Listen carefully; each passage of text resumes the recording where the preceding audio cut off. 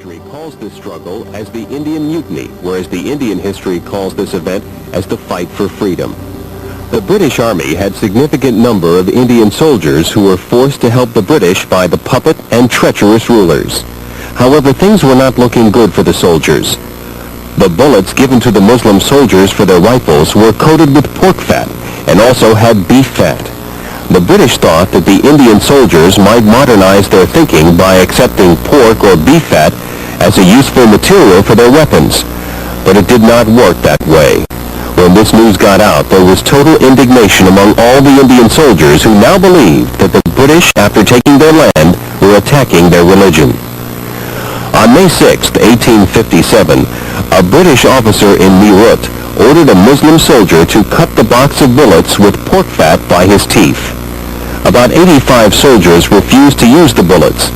The British immediately dishonored these soldiers and put them in jail. In retaliation of this action, the Indian soldiers of the British Army started a revolt against the British rule on May 10, 1857 in Meerut. They killed numerous British officers and soldiers, set their houses and offices on fire, killed their women and children, and released the 85 soldiers from jail. The slogans of freedom were heard from these soldiers, who were so disgusted with the British rule that they wanted to put an end to this agony once and for all. They knew that their own Indian rulers were under the influence of the British to maintain their luxurious lives. They knew that disunity was the way of life in India at that time. However, they hoped that if they showed the strength in the movement against the British, the prominent personalities like the Mughal emperor and other Nawabs would fall to their side. The revolting army killed hundreds of English soldiers, burnt their dwellings, pierced daggers into the throats of English women and children. The English bloodbath was quite visible in Delhi and Meerut, and the Revolutionary Army occupied Delhi and Meerut. This news triggered a revolution in Kanpur, and the British were badly beaten and killed there. The revolution now spread to Lucknow, the seat of Muslim Nawab's sophisticated culture. The entire British establishment was burnt to ashes there. The innocent British women and children were slain mercilessly. It looked as if the English would be wiped out totally from the soil of India. The revolutionary soldiers were confident that this fire of revolution would spread all over India. The Rajas, Nawabs, and Sultans would unite and come to their help. But this did not happen.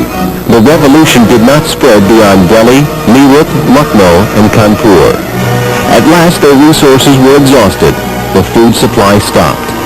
For the Muslim soldiers, this was a holy war because the British wanted to force on them an un-Islamic doctrine of pork. They fought against the oppression bravely with unusual courage. Many soldiers offered their lives to the king and were determined to defend Delhi to the last drop of blood. The British called them rebels, the Muslims called them mujahideens, and the Hindus called them freedom fighters. John Nicholson never liked India or Indians.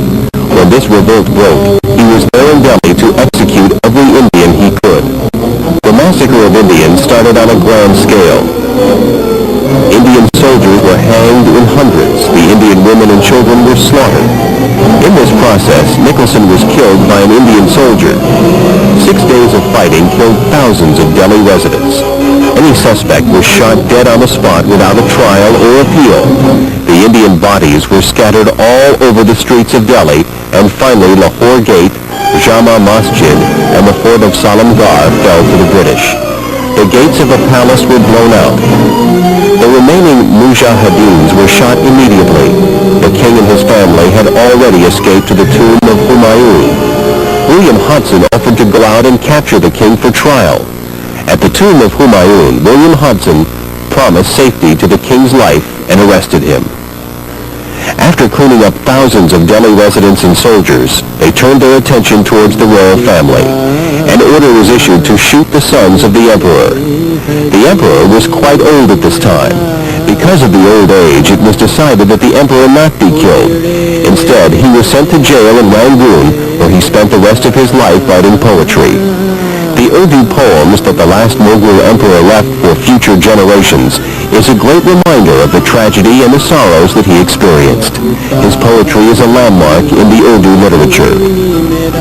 Thereafter, for several months, the British revenge cycle continued, and when they got tired, they declared India as a part of the British Empire. At last, the Mughal Empire ended in 1857 AD. The Mughal family of Babur was removed from the ruling class of India. The Muslim power suffered a big blow.